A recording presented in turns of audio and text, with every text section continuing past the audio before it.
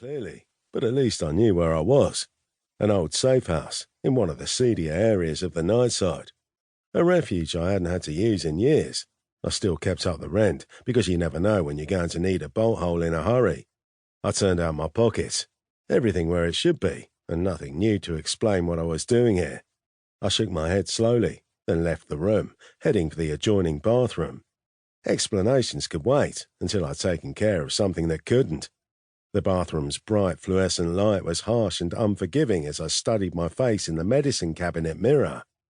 Pale and washed out, under straw blonde hair, good bone structure and a mouth and eyes that never gave anything away. My hair was a mess, but I didn't need a shave. I shrugged, dropped my trousers and shorts, and sat down on the porcelain throne.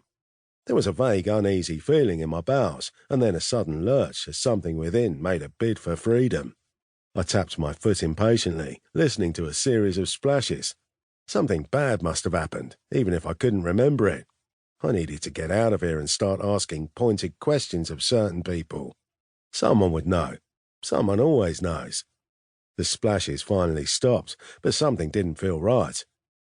I got up, turned around, and looked down into the bowl.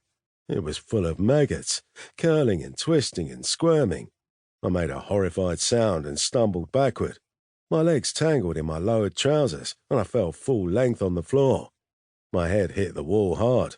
It didn't hurt. I scrambled to my feet, pulled up my shorts and trousers, and backed out of the bathroom, still staring at the toilet. It was the things that weren't happening that scared me most.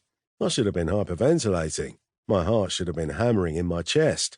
My face should have been covered in a cold sweat. But when I checked my wrist, then my throat, there wasn't any pulse. And I wasn't breathing hard because I wasn't breathing at all. I couldn't remember taking a single breath since I woke up. I touched my face with my fingertips, and they both felt cold. I was dead. Someone had killed me. I knew that. Oh, I didn't know how. The maggots suggested I'd been dead for some time. So who killed me? And why hadn't I noticed it till now? My name's Larry Oblivion. With a name like that, I pretty much had to be a private investigator. Mostly I do corporate work, industrial espionage, checking out backgrounds, helping significant people defect from one organisation to another. Big business has always been where the real money is. I don't do divorce cases or solve mysteries, and I've never even owned a trench coat. I wear Gucci. I make more money than most people ever dream of, and I pack a wand. Don't snigger. I took the wand in payment for a case involving the Unseelie Court, and I've never regretted it. 2 feet long and carved from the spine of a species that never existed in the waking world, the wand could stop time for everyone except me.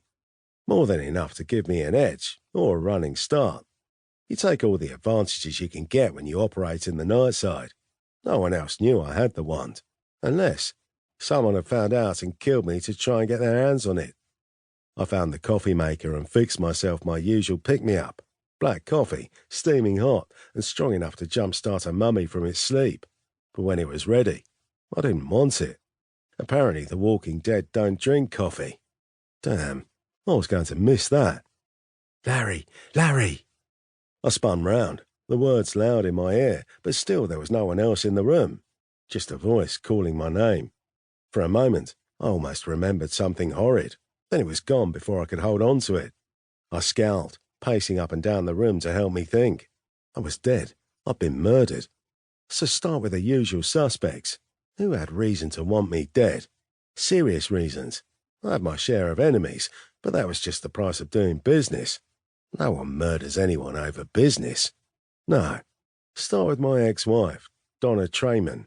She had reasons to hate me. I fell in love with a client, Margaret Boniface, and left my wife for her. The affair didn't work out, but Maggie and I remained friends. In fact, we worked so well together, I made her a partner in my business. My wife hadn't talked to me since I moved out, except through her lawyer, but if she was going to kill me, she would have done it long ago. And the amount of money the divorce judge awarded her gave her a lot of good reasons for wanting me alive, as long as the checks kept coming.